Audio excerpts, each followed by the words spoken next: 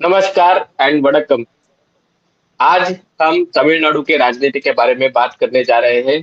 खास करके के अन्नामलाई, जिनके बारे में ना सिर्फ तमिलनाडु में पर पूरे देश में बहुत ज्यादा क्यूरियोसिटी है, उत्सुकता है कि अन्नामलाई तमिलनाडु में बीजेपी को जीत दिला सकते हैं क्या। और राष्ट्रीय राजनीति में तमिलनाडु का भी महत्व बहुत बड़ा है। महाराष्ट्र के राजनीति से भी तमिलनाडु जुड़ा हुआ है। खास करके शरद पवार ने जब भी एनसीपी की स्थापना की, तब उसके बाद महाराष्ट्र की जो राजनीति हम देख रहे थे, उसमें एक तमिलनाडु के डीएम के द्रविड़ राजनीति की झांकी साफ दिखती है। तो जैसा मैंने आपको कहा था, इस बारे में बात करने के लिए आज मेरे साथ है मेरे दोस्त भानु चंदर। भानु ही मैं उनसे कहूंगा, क्योंकि it is short and sweet. और उन्होंने हार्वर्ड विश्वविद्यालय से अपनी पढ़ाई की है। 2009, 2014 और 2019 के चुनाव में उन्होंने काम किया है। केंद्रीय मानव संसाधन मंत्री श्री प्रकाश जावड़ेकर जी के साथ उन्होंने काफी साल काम किया है। और पिछले कुछ सालों से वो तमिलनाडु में रह रहे थे, उधर की राजनीति में वो हिस्सा लेने की प्रयास कर रहे। तो इसलिए Bhanu, welcome to the show. And आज मैं आपसे तमिलनाडु के राजनीति के बारे में बात करना चाहूंगा। सबसे पहले आप अन्नामलाई जी की पद यात्रा के बारे में, जिसको अभी ये तीसरा हफ्ता है और बहुत अच्छा प्रतिसाद मिल रहा है, उसके बारे में आप क्या कहेंगे? नमस्ते अनायक, वणक्कम। अन्नामलाई अभी तमिलनाडु के पॉलिटिक्स एक बहुत रोमांचक स्थिति में है। जैसे आपने बताया, डीएमके है जो मेन पार्टी है, उसके उसके बाद एआईएडीएमके है, वो पहले सत्ता में थी। अभी उसका दो टुकड़ा हो गया। और तीसरे में नेशनलिस्ट व्यू से, राष्ट्रवाद के व्यू से बीजेपी है। फोर्थ पार्टी नाम तमिलर कच्ची नाम के एनटीके, उसका उसका उसका अध्यक्ष है सीमान। वो तमिल नेशनलिज्म का बात करता है। वो और द्रविडियनिज्म में क्या फर्क है कि तमिल नेशनलिज्म तमिलनाडु को एक सेपरेट आइडेंटिटी मानता है, पर वो तमिलनाडु के जो हिंदुइज्म है उसको भी अपनाता है। तो द्रविडियनिज्म हिंदू को नहीं अपनाता है। उसके बाद दो दलित पार्टियां हैं, दोनों अलग अलग है। वो भी बहुत इंटरेस्टिंग है। उनका उनका राजनीति भी बहुत इंटरेस्टिंग है। ये सब चीजें अभी एक साथ आ रहा है। और संगठनात्मक रूप में भी बहुत सारे चेंजेस है। लाइक आप डीएमके के देखें तो वो शायद अभी पीक में है, अभी ऑर्गेनाइजेशन उसका नीचे गिर रहा है ऑलमोस्ट। एडीएमके तो दो टुकड़े हो गया। बीजेपी अभी एक यंग लीडर के साथ, नए एनर्जी के साथ आगे बढ़ रहा है। तो ये बहुत इंटरेस्टिंग स्पॉट में है तमिलनाडु की राजनीति। तो ये है ओवरव्यू। आप जो पूछ रहे थे अन्नामलाई के पदयात्रा, अन्नामलाई अभी पदयात्रा कर रहा है सदर्न तमिलनाडु में, जहां रामेश्वरम से लेके कल कन्याकुमारी में थे। और वो एरिया में तिरुनेलवेली, रामनाथपुरम, नागरकोइल, कन्याकुमारी, जो सबसे southern most part of India है, वहां पे दौरा कर रहा है। तो उनका उनका पदयात्रा थोड़ा अलग है। जैसे राहुल गांधी ने किया ऐसा नहीं है। वो हर दिन सिर्फ 10 किलोमीटर चलते हैं और बहुत सारे वहां पे रैली, ये भाषण भी होती है, रैलीज भी होती है। वो सदर्न तमिलनाडु बहुत बीजेपी के लिए बहुत इंपॉर्टेंट है, दो तीन कारणों से। पहला है वो स्पिरिचुअल होमलैंड है। रामेश्वरम तो रामनाथपुरम डिस्ट्रिक्ट में है, वो सदर्न तमिलनाडु में है। दूसरा ये है कि वहां पे बहुत पोलराइजेशन ज्यादा है। वो प्रोबेबली इंडिया में नॉर्थ ईस्ट के आप छोड़ते तो क्रिश्चियन मिशनरीज का इतना बड़ा प्रभाव है वहां पे। यूएस से, ज्यादातर टेक्सास से बहुत सारे पैसा आता है वहां कन्वर्शन करने के लिए। और तीसरा है वो वहां कन्याकुमारी से हमारा एमपी, बीजेपी का एमपी था पोन राधाकृष्णन जी। वहां वहां पे हमारा एक सपोर्ट है। और नाडार कम्युनिटी वहां ज्यादा है, एक्सक्यूज मी, जहां से Tamilisai Soundararajan, the previous BJP chief, अभी तेलंगाना का गवर्नर, वहां से है। तो वहां उस एरिया में हमें बीजेपी का प्रभाव तमिलनाडु के अदर एरिया से थोड़ा ज्यादा है, इसलिए वहां से शुरू किया है। आप ट्विटर में देख सकते हैं कि इतना भीड़ आ रहा है। और कई सारे लोग उनका समर्थन दे रहे हैं, वो बहुत बहुत अच्छा चल रहा है। पहली बार बीजेपी तमिलनाडु में एक नया ऊर्जा है, ऐसा बता सकते हैं। अभी तक बीजेपी का एक इमेज था कि एक एज अ नेशनलिस्ट पार्टी और एज अ नेशनल लीडरशिप वाली पार्टी, ऐसा एक इमेज था। और खास करके तमिलनाडु में जहाँ पे क्षेत्रीय रीजनल आइकॉन, रीजनल एक आइडेंटिटी का मुद्दा बहुत ज्यादा चर्चा में होता है, तो वहां पे भारतीय जनता पार्टी की अभी तक जो स्ट्रेटेजी रही थी अन्नामलाई की राजनीति में आने से पहले, और अभी जो राजनीति अन्नामलाई कर रहे, अभी उनका तो उम्र 40 साल भी नहीं है और वो पुलिस आईपीएस ऑफिसर रह चुके हैं। पहले कुछ साल एआईडीएमके के साथ उन्होंने काम किया, फिर वहां से बाहर आके वो बीजेपी में आ गए। तो ये जो अन्नामलाई की जो राजनीति है, पर्सनैलिटी सेंट्रिक राजनीति है और तमिल अस्मिता की राजनीति है, तो उसमें और भाजपा की इससे पहले की राजनीति, इसमें आप क्या फर्क देखते हैं? तो बिग ये सबसे बड़ा चीज है कि अभी भाजपा असर्टिव हो गया, फ्रंट फुट पे खेल रहा है। बीजेपी इसके पहले ये चाहती है कि किसी एक साइड डीएमके या एडीएमके के साथ अलायंस करें और आगे बढ़ें। आप हम डीएमके के साथ वाजपेयी जी की सरकार में डीएमके भी एक हिस्सा था, तो उसके बाद एडीएमके भी हिस्सा था एक समय पे। तो लोकल इलेक्शन भी बहुत सारे हम ऐसे अलायंस में लड़ चुके हैं। तो इससे इससे बीजेपी का स्पेशल आइडेंटिटी कुछ नहीं बना। ये लोग सोच रहे थे कि ये किसी के साथ भी जाएगा, और ये मीडिया में एक इमेज भी पैदा हुआ है कि बीजेपी नॉर्थ इंडियन पार्टी है, ब्राह्मण बनिया पार्टी है, और जहाँ जिसको सोशल जस्टिस का गढ़ मानते हैं तमिलनाडु को, यहाँ पे वो राजनीति लोगों को पसंद नहीं था। कई सारे अफवाहें थी, और आप तो जानते हैं कि जब द्रविडियन मूवमेंट आगे से शुरू हुआ, वो कल्चरल एलिमेंट्स को बहुत अच्छी तरीके से कैप्चर किया। आप मान लो, बड़ा तमिल फिल्म इंडस्ट्री है या मीडिया है, उनका डीएमके का प्रभाव बहुत ज्यादा है। तो इसकी वजह से उनका नैरेटिव चलता रहता है। इसकी वजह से बीजेपी पहले बहुत बैकफुट में था, अभी फ्रंट फुट में खेल रहे हैं। अभी आप देखें तो डीएमके फाइल्स नाम के 2 बार बहुत बड़े तरीके से प्रेस रिलीज किया अन्नामलाई ने, जहां पे बीजेपी के सारे एमपी एमएलए का स्कैम बताया। हर बड़े बड़े मिनिस्टर्स और इवन सीएम के फैमिली से भी बहुत सारे आरोपों ने उनको लोगों के सामने खड़ा करा। तो अभी इससे डर रहे हैं, तो हम एजेंडा सेटिंग मोड में हैं, एजेंडा फॉलोइंग तो ये जो भाजपा की जो एग्रेसिव आक्रामक राजनीति है, उसके बारे में, उसके पीछे क्या वजह हो सकती है कि डीएमके और एआईडीएमके दोनों अपने पीक पे पहुंच गए, अभी उनका रिलेवेंस अभी खत्म हो रहा है, ये राजनीति है? या दूसरा एक मुद्दा है कि जो कहा जाता है अन्नामलाई खुद ब्राह्मण नहीं है, वो ओबीसी समुदाय से आते हैं और उसके वजह से वो फ्रंट फुट पे आके खेल सकते हैं। इससे पहले भाजपा की जो लीडरशिप थी वो ज्यादातर ब्राह्मण या अयंगार आर्य ये समाज में से थी और इसलिए उनको बैकफुट पे खेलना पड़ता था। ये 2 चीजें, मेरा आकलन सही है? तो यहाँ पे 4-5 चीजें हैं। पहला है मोदी जी का शासन। तो अभी 9 साल लोग भी देख चुके हैं कि कैसा राजनीति चलता है, और कई सारे कमेंटेटर्स, आपके जैसे बहुत सारे जो यूट्यूब चलाते हैं, वो उनमें से बोल रहे हैं कि यदि पेरियार जो द्रविडियन आइकॉन होते, जो कास्टिज्म के खिलाफ बोलते थे, यदि पेरियार आज रहते तो मोदी का समर्थन करते। तो ऐसा आर्ग्यूमेंट्स आजकल आ रहा है, क्योंकि मोदी जी भी गरीब परिवार से लेके आगे बढ़े हैं। तो एक वो चीज है। दूसरा है, लोकल लीडर का पूरा सपोर्ट है। जहां बीजेपी का नेशनल टॉप लीडरशिप है, वहां पे पूरा सपोर्ट है अन्नामलाई की। तीसरा है, अन्नामलाई भी जैसे आपने बताया नॉन ब्राह्मण कम्युनिटी से है, यंग है, आईपीएस है। वो एक्चुअली बहुत गंभीर तरीके से वो फेस कर रहा है डीएमके। बाकी इसके पहले जो लीडर्स थे इतने सारे फेस नहीं कर रहे हैं। और पॉलिटिकल चर्न भी ऐसा हो गया कि एडीएम के दो हिस्सों में अभी टूट रहा है। तो और डीएमके का ऑर्गेनाइजेशन भी अभी वीक हो रहा है। सो ये सब चीजें ऐसे एक अच्छा मौका पैदा किया है बीजेपी के लिए। आगे देखते हैं कैसे उसका एक थोड़े से हम इतिहास में, हिस्ट्री में जाएंगे, क्योंकि खास करके जो तमिलनाडु का राजनीति है, सबसे पहले उसमें तो एक अलगाववाद था, लेकिन सेपरेटिज्म का एक एलिमेंट था कि तमिलनाडु या फिर ज्यादा बड़ा ऐसे द्रविड़ नाडु, ये भारत से अलग है क्योंकि वो द्रविड़ों का एक अलग प्रदेश है।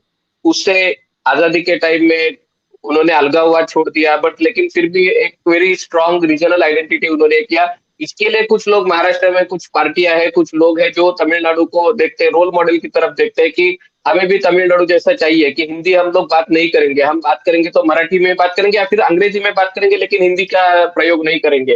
तो ये जो रोल मॉडल करके तमिलनाडु को देखा जा सकता है। मैं एनसीपी की तरफ बाद में हूंगा, लेकिन जो खास करके मराठी आइडेंटिटी वाली पॉलिटिकल पार्टीज है वो भी कभी कभी तमिलनाडु को रोल मॉडल देखते हैं। दो उनकी राजनीति एंटी तमिल पॉलिटिक्स से ही शुरू हुई थी, लेकिन वो भी एक तमिलनाडु को देखते हैं। तो ये इसका इतिहास थोड़ा अगर बताइए कि आप कैसे, एक उसको लैंग्वेज का इशू है, एक थोड़ा कास्ट और एंटी ब्राह्मणिज्म का इशू है, और एक दूसरा नॉर्थ वर्सेस साउथ ऐसा डिवीजन है। तो ऐसे कैसे तमिलनाडु की राजनीति अब तक उसका सफर रहा है? तो अनिल जी, जो आपने बताए हैं वो है डोमिनेंट नैरेटिव। ओके, आप तमिलनाडु में कोई भी, आपके दर्शक आप गए होंगे, कोई भी जाते तो आप देख सकते हैं कि आर्ग्यूबली इंडिया में बेस्ट सबसे बड़ा मंदिर और सबसे सांस्कृतिक प्रैक्टिसेस, और वहाँ पे इतने सारे कविताएं और पुस्तकें और इतने सारे ऋषि मुनियों का जगह है। तो आप लोग सोच सकते हैं कि ये कैसे हो सकता है कि ये भी है और ये द्रविडियन पॉलिटिक्स का समर्थन करते हैं, और ये एक्चुअली डाइकोटमी कई लोगों के मन में आया होगा। तो इसका कारण ये है कि 1935 से, जो उसके पहले भी था, बट 1935 से द्रविड़ सोशल जस्टिस पार्टी और डीएमके का प्रेडिसेसर था, वहां से आके अभी तक उन्होंने नरेटिव तो पूरा कैप्चर किया। वो उसके पहले वाला जो इतिहास है राजराजन चोलन के, या उसके बाद जो आलवार्स और नायनमार्स जो जितने सारे गीतें गाए हैं, ये उनका हिस्ट्री को इरेज करने का काम कर रहे थे। इसलिए इसकी वजह से ये डोमिनेंट नैरेटिव ये आ गया कि सिर्फ सोशल जस्टिस का पार्टी है। पर ये तो ये हिस्टोरिकल डिस्टॉर्शन भी है, पर उसमें एक दूसरा चीज है, तमिलनाडु और केरल प्रॉबली दुनिया के पहले ग्लोबलाइज्ड जगह है, ऐसा बोल सकते हैं। कि मान लो आप कोची और चेन्नई 1500 से मोस्ट ग्लोबलाइज्ड सिटी है। वहां पे जैसे मुंबई भी है, जितने वहां पे आप देख सकते हैं कि इसराइलीज का होगा, पारसी का जूस का होगा, फारसी का होगा, आर्मीनियंस का होगा, सबका वहां पे सबके साथ उन्होंने ट्रेडिंग किया। तो एक मल्टीकल्चरल सोसाइटी है। तो और उसकी वजह से इकोनॉमिक डेवलपमेंट भी थोड़ा ज्यादा है। तो इकोनॉमिक डिस्पैरिटी जो नॉर्थ और साउथ के बीच में होता रहा, तो उसकी वजह से एक सुपीरियरिटी कॉम्प्लेक्स भी आ गया कि साउथ में, कि ये लोग काम नहीं करते हैं, या उसको हम ज्यादा पढ़े लिखे हैं, हम ज्यादा अमीर है, ये सुपीरियरिटी कॉम्प्लेक्स आ गए। ओके, तो ये चीज है। और लास्ट पार्ट है तमिल लैंग्वेज। आप जैसे बताए, एक बहुत स्ट्रॉन्ग लिंग्विस्टिक प्राइड है तमिल में। अभी मोदी जी भी हर जगह में बता रहे हैं कि Tamil is the oldest language in the world, ऐसा। तो हमारा एक कंप्लेंट है कि ये नहीं ये नॉर्थ इंडियन मेंटालिटी के लोग जैसे सोचते हैं, वो नहीं मानते हैं कि तमिल का एक महत्व नहीं मिल रहा है, ऐसा भी एक मानता है। तो ये सब चीजें सारे मिलके एक एंटी हिंदी एजिटेशन नाम के हुआ था लेट 1950s में, जहाँ पे करुणानिधि और अन्नादुराई दोनों पहले चीफ मिनिस्टर्स थे। उनका पॉलिटिक्स वहां से शुरू हुआ। तो ये है पूरा राजनीति। और ये एक्चुअली क्या है ना, इसका वहां पे भी आप नीचे आप जाते तो लेट 50s में ये एंटी कांग्रेस पॉलिटिक्स था। वहां पे कामराज थे, जो इंडियन नेशनल कांग्रेस के नेशनल प्रेसिडेंट बने लेटर, पर वो डोमिनेंट लीडर थे। उनके आगे जो राजनीति करना है तो कैसे करेंगे? तो एंटी जो कामराज है, एंटी आईएनसी उस टाइम का, वो पॉलिटिक्स करते समय एक लैंग्वेज भी एक टूल हो गया। तो एंटी हिंदी भी ऐसा ही हुआ।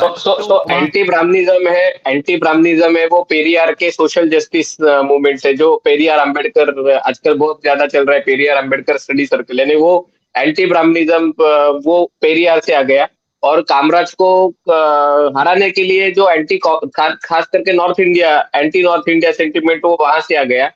और एक बात है कि इसमें यानी मुझे एक हमेशा ताज्जुब लगता है कि तमिलनाडु की राजनीति में खास करके हम भारत से अलग, यानी जो जो प्रधानमंत्री नरेंद्र मोदी जी ने अभी ये वाराणसी और ये गंगा संगम तमिलनाडु में जो ये किया था, और उससे बहुत लोगों को पता चला कि हमारा जीवन खास करके तमिलनाडु और उत्तर भारत का एक दूसरे से कितना जुड़ा हुआ है। वैसे संस्कृत और तमिल का भी एक दूसरे से संबंध बहुत अच्छा है। तो ये जो विद्रोह की राजनीति है, यानी जो राजनीति में एक प्रकार का द्वेष, एक प्रकार का, वो राजनीति का अभी एक्सपायरी डेट आ रहा है, या किस वजह से अभी ये जो पॉलिटिक्स 30-40 साल चल रहा था वो अभी पीछे क्यों जा रहा है? तो एक एक छोटा और कारण भी है नहीं, जो 1950s के कांग्रेस थे वहां पे भी आप देखते तो पंडित नेहरू और राजगोपालाचारी वो भी ब्राह्मण थे। उसकी वजह से उनके अगेंस्ट का पॉलिटिक्स का भी एक नतीजा है ये, जो ये पॉलिटिक्स है। पर ये नकारात्मक पॉलिटिक्स को चलता रहेगा, क्योंकि अभी ऑलमोस्ट एक क्लैश ऑफ टाइटन्स का, clash of ideologies, clash of major ideologies, जहाँ पे द्रविडियनिज्म जो रीजनलिज्म और एंटी रिलीजन का है, और बीजेपी जो नेशनलिज्म और रिलीजन का है, उन दोनों का क्लैश अभी फेस ऑफ होने वाला है। हर एक स्टेप के बाद एक स्टेप, ये 2027 में होगा, 2029 2026 में हमारा जो असेंबली में होगा, 2029 में होगा। जब ये क्लैश ऑफ आइडियोलॉजीज होता है वहां पे ये नकारात्मक पॉलिटिक्स रहेगी ही रहेगी। तो ये समुद्र मंथन है, आप जानते हैं। तो जो पॉइजन भी आता है, जो अमृत भी आता है, दोनों को तो जो मैं महाराष्ट्र के राजनीति, खास करके एनसीपी के राजनीति के बारे में आता हूँ, क्योंकि हमेशा लोकसभा में दिखता है सुप्रिया सुले जी है जो बारामती की लोकसभा मेंबर है, वो हमेशा तनिमोली जी के साथ बैठी हुई रहती है। कभी भी आप या फिर तमिलनाडु के जो जो सांसद है उनके साथ ही वो बैठी हुई दिखते हैं। और जो राजनीति, ऐसे अनेक राजनीतिक विश्लेषक उनका मानना है कि शरद पवार की एनसीपी की स्थापना करने के पहले की राजनीति और बाद की राजनीति, खास करके जो बाद की राजनीति है, उसमें एक तमिलनाडु से एक इंस्पिरेशन लेके एक एंटी ब्राह्मण पॉलिटिक्स महाराष्ट्र में क्रिएट करने के लिए, या फिर एक जिसको प्रोग्रेसिव जो कहा जाता है कि एंटी रिलीजन हो, जिसमें खास करके महाराष्ट्र के राजनीति के ऊपर छत्रपति शिवाजी महाराज का प्रभाव रह चुका है, लेकिन वो थोड़ा कम करके शाहू फुले अम्बेडकर, यानी जो खास करके सामाजिक न्याय की जो राजनीति है, और उसके लिए जो चीजें एक हिस्टोरिक नैरेटिव सेट करने की कोशिश की जाती है, उसमें मुस्लिम लोगों का ये सब सोशल कॉन्टेक्स्ट में योगदान, और एंटी ब्राह्मणिज्म, और एक अपनी खुद की अलग, यानी वो शिवसेना या मनसे की प्रादेशिकतावाद से अलग है। लेकिन ये राजनीति तमिलनाडु से बहुत ज्यादा इंस्पायर करती है एक्चुअली। तमिलनाडु में, और खास करके जो एरिया से आप आते हैं, वहां पे छत्रपति शिवाजी महाराज का भी एक ये रह चुका है। तो आप ये जो महाराष्ट्र का एलिमेंट है उसकी तरफ आप कैसे देखते हैं? तो या आपने सही बताया, बहुत सारे एनालिसिस है। मैंने भी खुद मैं देखा हूँ कि कनिमोझी और सुप्रिया सुले आसपास में बैठ के बात करने का, तो इतना पैरेलल्स है उन दोनों का। दोनों पावरफुल ओबीसी लीडर्स हैं। दोनों अपने परिवारवाद को आगे बढ़ाया, और दोनों के ऊपर इतने सारे करप्शन केसेस है, ढेर सारा करप्शन केसेस है।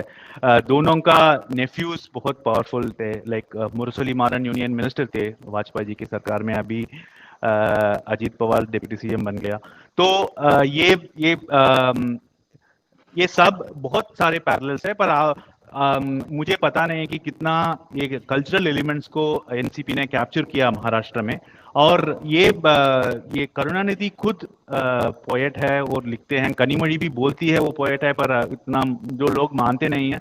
पर वो कल्चरल एलिमेंट शायद एनसीपी में मिसिंग है। उसके अलावा इतने सारे पैरेलल्स है। और आप देखिए तो अकाली दल में भी यहाँ डीएमके और एनसीपी का पैरेलल्स देख सकते हैं, जिनका परिवारवाद, करप्शन और वहाँ का लोकल आइडेंटिटी पॉलिटिक्स के आगे जो निकला वो। बट वो रिलीजियस इंस्टीट्यूशन का, ये लोग एंटी रिलीजन है, अकाली दल शायद रिलीजियस पॉलिटिक्स है, लेकिन वो परिवारवाद, आइडेंटिटी। तो एक सवाल मैं पूछना चाहता हूँ कि खास करके तमिलनाडु का पॉलिटिक्स में बहुत सालों से करप्शन का बहुत ज्यादा बोलबाला रह चुका है, यानी इन अ वे वो एक सिस्टमेटिक करप्शन है, करप्शन करके वो पैसा वेरी एफिशिएंट वे से लोगों को, यानी जो काम सरकार को करना चाहिए वो काम पार्टी अपने काडर के थ्रू लोगों तक पहुंचाती है, फ्री टेलीविजन, फ्री जो चाहिए वो लोगों को पहुंचता है।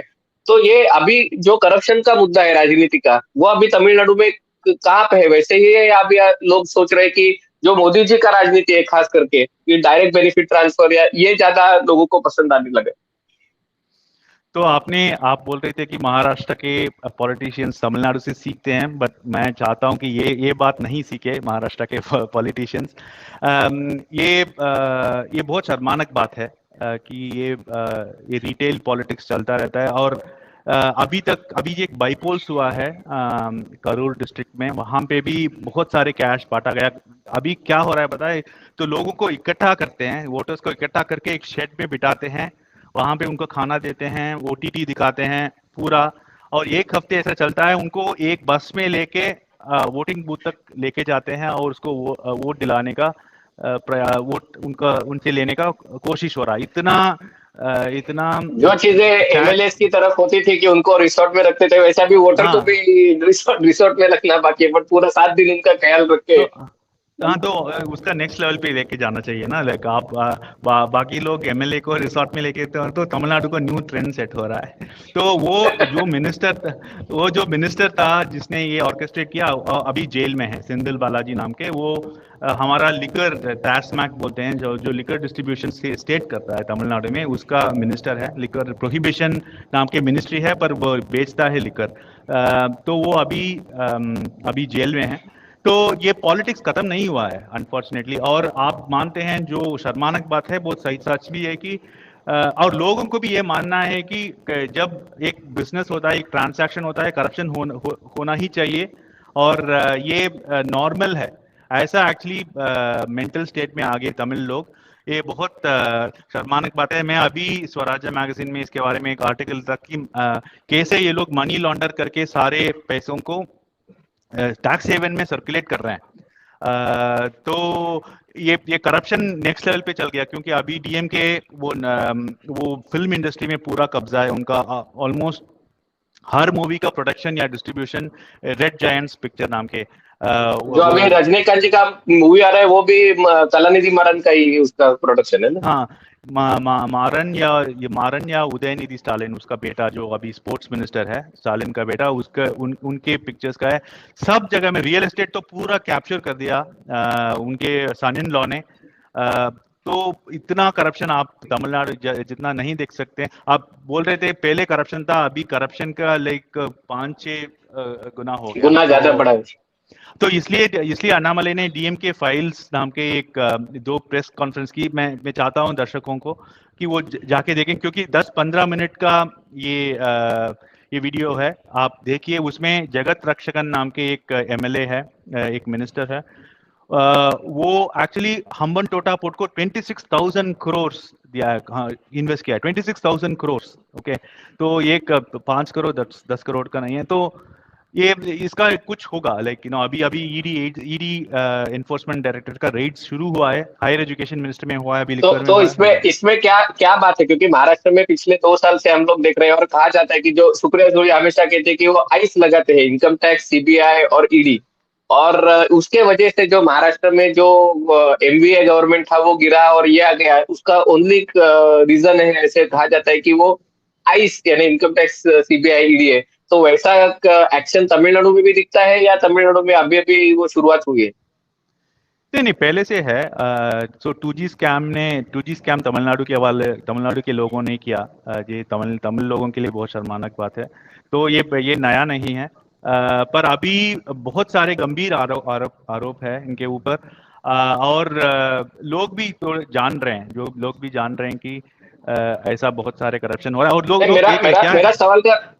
मेरा सवाल था पॉलिटिकल लीडर्स को अरेस्ट करने का, ये अभी शुरू हुआ है सिलसिला, या वो भी पहले से चलता था? यानी सेंट्रल एजेंसी से तमिलनाडु में पार्टी एक दूसरे को अरेस्ट करती थी, वो तो बहुत सालों से चल रहा है, लेकिन सेंट्रल एजेंसी अरेस्ट करना ये अभी शुरू हुआ है क्या, या पहले से? पहले जयललिता के ऊपर भी गए हैं। जयललिता प्रिजन में थी, ऐसा नहीं है कि पहले बार हो रहा है। पर इतने सारे लोग अभी ईडी के स्कैनर में आए हैं, वो अभी पहले नहीं हुआ है।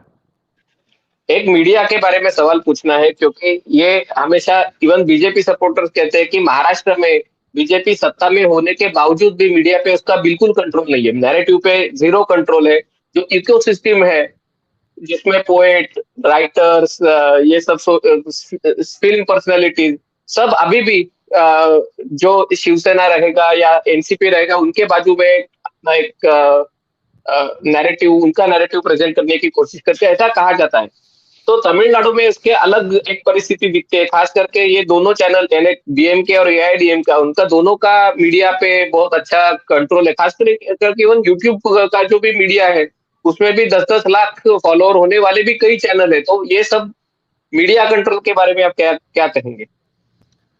तो अब बीजेपी मीडिया सत्ता में नहीं रही तो आप जान सकते हैं कि कैसा होता है। लाइक वो टीवी मीडिया तो छोड़ ही दीजिए, like TV media full on Dravidian politics में जाता है। और ये क्या है, ये इकोसिस्टम बहुत 50 साल से बनाया हुआ है। जो लोग थे उनके बच्चे वो द्रविडियन आइडियोलॉजी पढ़ते हैं, उनके बच्चे द्रविडियन आइडियोलॉजी पढ़ते हैं, और सब ऐसा मानते हैं कि वही सत्य है। कि पूरा एक कैडर, एक पिरामिडल स्ट्रक्चर में एक कैडर रूप के तैयार किए हैं। और जैसे आप बोल रहे हैं, अब यूट्यूब चैनल में भी ऐसा हो गया।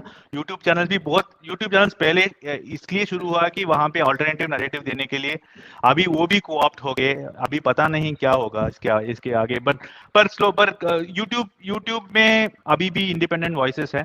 और प्रिंट में एक दिनमलर नाम के एक न्यूज़पेपर है, वो इम्पार्शियल है। इसके अलावा सॉरी, कंटिन्यू। नहीं, इसके अलावा पॉलिटिकली वेरी बायस्ड है। तो ये बहुत बड़ा प्रॉब्लम है। नहीं तो Annamalai, coming back to Annamalai, कि क्या अन्नामलाई अभी उनका स्ट्रैटेजी कैसा है? क्योंकि इतना पूरा मीडिया अगेंस्ट रहेगा, अल्टरनेट मीडिया अगेंस्ट रहेगा, 50 साल से एक नैरेटिव बिल्डिंग ये रहेगा, तो उनके लिए ये लड़ाई कितनी मुश्किल है, वो मैं पूछना चाहता हूँ। तो लड़ाई बहुत मुश्किल है उसके लिए। वो पहले आप तो अन्नामलाई का पॉलिटिकल ट्रैजेक्टरी बहुत इंटरेस्टिंग है। तो वो आईपीएस थे और पार्टी में आ गए और उसका वाइस प्रेसिडेंट का पोजीशन मिल गया, ठीक है। और ऐसा हो गया कि मुरुगन जी जो प्रेसिडेंट थे, एल मुरुगन, अभी मिनिस्टर बन गए। और वानथी श्रीनिवासन जो मान लो नंबर 2 है, वो भी महिला मोर्चा का अध्यक्ष बन गई अभी। तो एक वैकम, और पुराने लीडर्स थोड़ा एल्डरली हो गए, तो एक वैकम टाइप का हो गया। और बीजेपी ने अच्छा चांस लिया।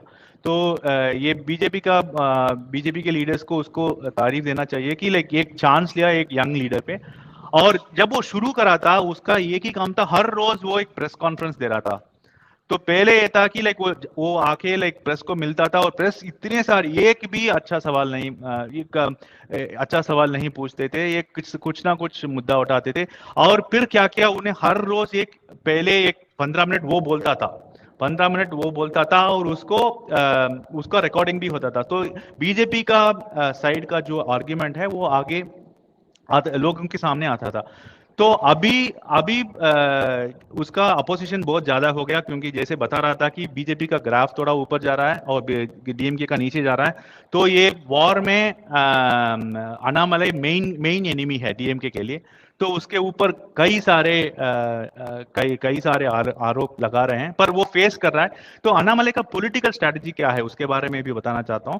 तो क्या है, अभी बीजेपी का आप जो क्लोजली तमिलनाडु के पॉलिटिक्स फॉलो करते हैं, तो अभी एडीएमके और बीजेपी साथ में लड़े थे पिछले असेंबली इलेक्शंस और हार गए। तो अभी दोनों के बीच में लड़ाई है, किसकी वजह से हारे, ठीक है। तो और ये एक तरफ बीजेपी में जो अदर लीडर्स है वो चाहते हैं कि एडीएम के साथ हम जुड़ के चले। अन्नामलाई चाहता है कि हम अकेले चलेंगे, क्योंकि हमारा अभी ताकत हो गया और दूसरे पार्टियों से भी हम समर्थन ले सकते हैं। तो अन्नामलाई ने ये सामने रखा कि हमें अकेले चलना है, ठीक है। पर उसके बाद क्या हो गया, बाकी सब लोग ये बीजेपी वो बोलते थे कि हर बार एडीएम के ऐसे करते हैं कि जब चुनाव के पास आते हैं उस टाइम हमारे साथ नेगोशिएट करके बहुत कम सीटें देते थे। पिछले बार हमने 9 सीटें मांगे थे, 40 पार्लियामेंट्री सीटें बीजेपी में, तमिलनाडु में, उसमें 9 सीटें मांगे थे, हमें सिर्फ 6 ही मिला था, ठीक है, तो उनको मानना है कि ऐसे हर बार लास्ट मिनट डीलिंग करते हैं, इस बार नहीं करना चाहिए।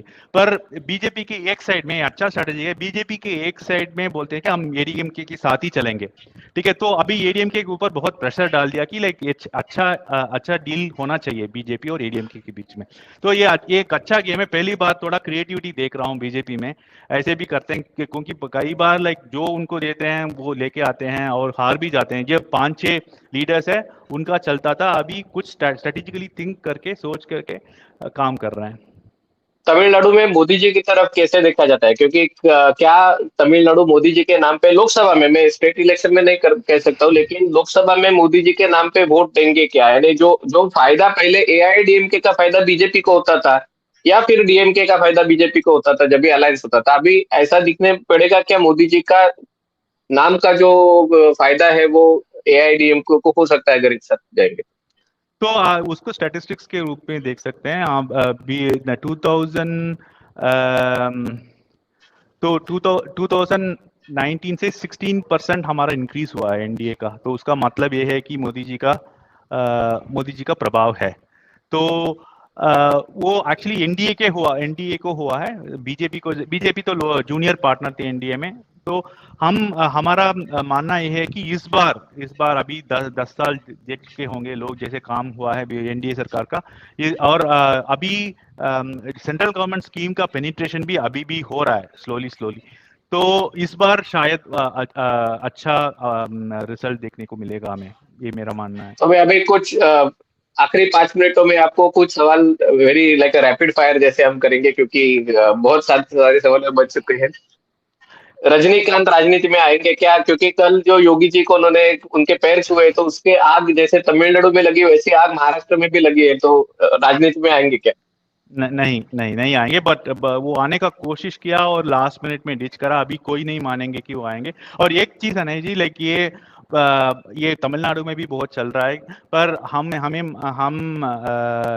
मेरा मानना ये है कि लाइक वो योगी है, सन्यासी बन गए, इसलिए उम्र का नहीं देखते हैं हमें। यदि एक छोटा बच्चा भी सन्यासी बनता है तो उसका पाँव छूते हैं। ये बुद्धिस्ट में भी ये होता है, हमारी जैनों में भी संस्कृति है। होता है। महाराष्ट्र में सन्यासियों की हत्या हुई थी, तभी कुछ राजनीतिक लोग हैं, उन्होंने बहुत शर्मिंग यानी बहुत शर्मदायक बर्ताव किया था, लेकिन क्योंकि उनको अपनी संस्कृति पता नहीं है। दूसरा सवाल है कि बीजेपी अगर वोट लेगा, वो डीएमके को रिप्लेस करेगा या एआईडीएमके को रिप्लेस करेगा, या कहाँ पे बीजेपी ये लड़ेगा?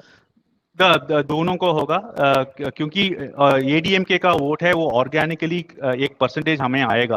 तो वो जो एंटी डीएमके वोट है जो एडीएमके के पास है वो हमारे पास आएगा। और जो कॉन्टेस्ट में जीतते हैं एडीएमके, ये दोनों आइडियोलॉजी का, उसका भी फायदा हमें मिलेगा। तो ये सब ये दोनों से मिलेगा। और मैं जैसे पहले बता रहा था कि और सारे फोर्सेस है, नाम तमिलर, वो भी बहुत कैरिस्मेटिक लीडर है। सीमान तो बहुत अच्छा बोलता है। वोट कट हुए, जो कौन वोट कटेगा उसका भी फायदा हो सकता है सर? नहीं, ऐसा नहीं बोल सकते, ऐसे वोट कटवा नहीं बोल सकते हैं। वो भी एक्चुअली प्लेयर है। ये 3-वे कॉन्टेस्ट, 4-वे कॉन्टेस्ट भी हो सकता है।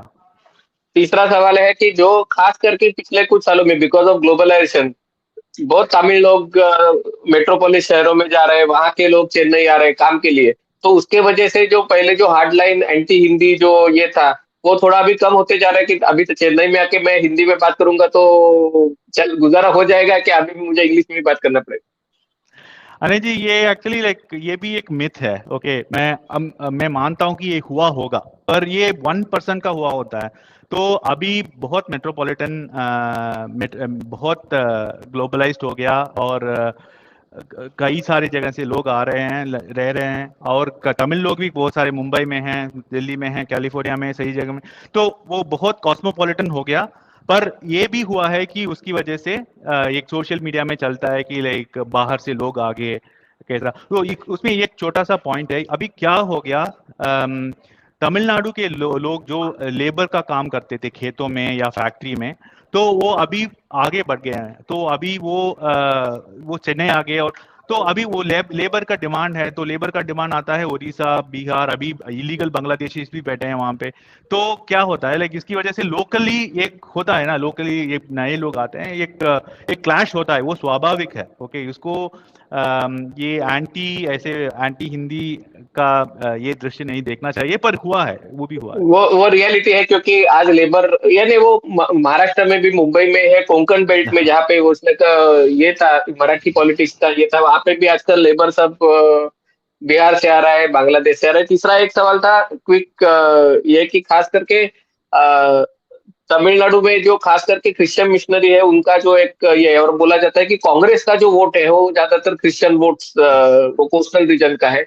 और एक मुस्लिम सोसाइटी में भी एक रेडिकलाइजेशन बहुत तेजी से बढ़ रहा है, जो श्रीलंका में भी देखा जा रहा है, केरल में देखा जा रहा है। तो आप ये माइनॉरिटी पॉलिटिक्स की तरफ आप कैसे देखते हैं? तो डीएमके कांग्रेस को इतने स्ट्रॉन्ग, डीएमके के अलायंस को इतना इम्पोर्टेंस देता है, इसलिए कि वो माइनॉरिटीज का एक मैग्नेट है। जो जैसे आपने बताया, क्रिश्चियन मिशनरीज, ओके, और इस्लाम, दोनों दोनों का एक पार्टी माना जाता है। लाइक अपार्ट फ्रॉम ये दोनों, एक छोटा पार्टी है मुस्लिम मुनेट्रा कड़गम, वो थोड़ा एक्सट्रीम इस्लामिक पार्टी है। उसके अलावा ज्यादातर मुस्लिम्स और क्रिश्चियंस इसको वोट देते हैं, और ये बहुत प्रभावी है। ये इन्फ्लुएंसर्स है, जैसे बोलते हैं, सोसाइटी में बहुत इन्फ्लुएंसर्स है। और इसकी वजह से ये एडीएम के भी चाहता है कि कांग्रेस उसके साथ आए, क्योंकि ये बहुत एक वोटिंग ब्लॉक बोल सकते हैं 15-16% का, तो वो पूरा कांग्रेस के पास होता है। तो पर कांग्रेस उसको क्रिएटिवली इस्तेमाल नहीं करता है, वो अलग बात है, पर वो डीएमके के साथ इसलिए रुका है कि कांग्रेस के पास इतने सारे सॉलिड वोट बैंक है। आखिरी सवाल, बीजेपी तमिलनाडु में सत्ता में आता है तो कब आ सकती है? कि अगले 2 सालों में या 5 साल, कब आप देखते हैं, अगर आती है तो?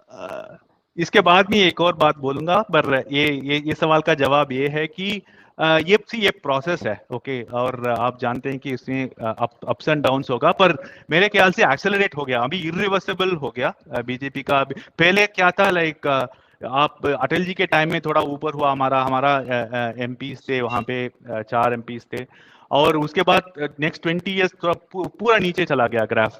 पर अभी एक रिवर्सिबल चेंज है, तो जल्दी जल्दी हो जाएगा। तो 2027 में सब्सटैंशियल इंप्रूवमेंट, 2026 में सब्सटैंशियल इंप्रूवमेंट होगा। अभी उसका प्रभाव आप 2024 में भी देख सकते हैं। वोट शेयर 100% बढ़ेगा, और मान लो हम अच्छा सीट नेगोशिएट करें एडीएम के साथ, तो हमारा वोट परसेंटेज भी अच्छा बन सकता है। मेरा अभी आपको कुछ आखिरी बात कहना चाहते थे, वो आप कह सकते हैं। हाँ, ठीक है। तो अनिल जी, लाइक आपके दर्शक इंटेलिजेंट लोग हैं, आप वो पॉलिटिक्स अच्छी तरह से देखते हैं। उनको ये कहना चाहता हूँ कि ये जो मिस कैरेक्टराइजेशन हुआ है कि राष्ट्रवाद, तमिल लोग राष्ट्रवाद नहीं है, इसको ये गलत बात है। इसके बारे में मैं एनकरेज करूंगा कि लोग रिसर्च करें, क्योंकि अभी तमिलनाडु, अभी जहाँ शुरू किए थे आप हमारा सवाल, जो Annamalai southern districts of Tamil Nadu में जो अभी रैलीज कर रहे हैं, वहाँ पे मुकुलतोर नाम के एक कम्युनिटी है। तो वो जब नेताजी सुभाष चंद्र बोस आईएनए शुरू किया है, उनका पहला सोल्जर्स वहाँ से आए हैं, और वो मानते हैं कि देश और धर्म 2 आंख हैं। और ये लोग वहाँ जाके बर्मा में, सिंगापुर में जब जाके फाइट करके देश के लिए सेवा किए हैं। और आप किसी भी तरह देखिए, आप अभी मॉडर्न साइंटिस्ट को देखिए, सारे न्यूक्लियर साइंटिस्ट, अब अब्दुल कलाम से लेके पहले तक जो न्यूक्लियर डॉक्ट्रिन है हमारा नेशनल सिक्योरिटी के, सुब्रमण्यम जयशंकर जी है। जयशंकर, तो जयशंकर के फादर सुब्रमण्यम ये माने जाते हैं ना, like godfather of Indian national security. तो मैं कई बात ऐसे कह सकता हूँ, जैसे राष्ट्रवाद राष्ट्रकवि सुब्रमण्य भारती है, और जिन्होंने अंग्रेजों के सामने संघर्ष किया है। तो ये बहुत गलत है, और ये एक गंभीर आरोप है, इसको मत करिए। आप तो इंटेलिजेंट व्यूअर्स है, आप पढ़िए इसके बारे में, और जब भी आप तमिलनाडु के बारे में किसी और ऐसे गलतफहमी और एक गलत बात करता है, आप उसको काउंटर करिए, ये मेरा आपसे रिक्वेस्ट है। डेफिनेटली, इसीलिए आप ये चर्चा का आयोजन किया था। हम इससे बाद भी अगर स्पेसिफिक टॉपिक्स रहेंगे तो उसके ऊपर बात करेंगे। आज आपने आपका कीमती समय हमें दिया, और बहुत अलग अलग विषयों पर अपनी बात रखी। इसके लिए आपका मैं दिल से एक आभार व्यक्त करना चाहता हूँ। इससे आगे भी ऐसे अगर कुछ समय मिले और सब्जेक्ट्स रहेंगे तो आपके साथ मुलाकात करने में बहुत अच्छा लगेगा। धन्यवाद। Thank you. Vanakkam Anai ji. Thank you. Vanakkam.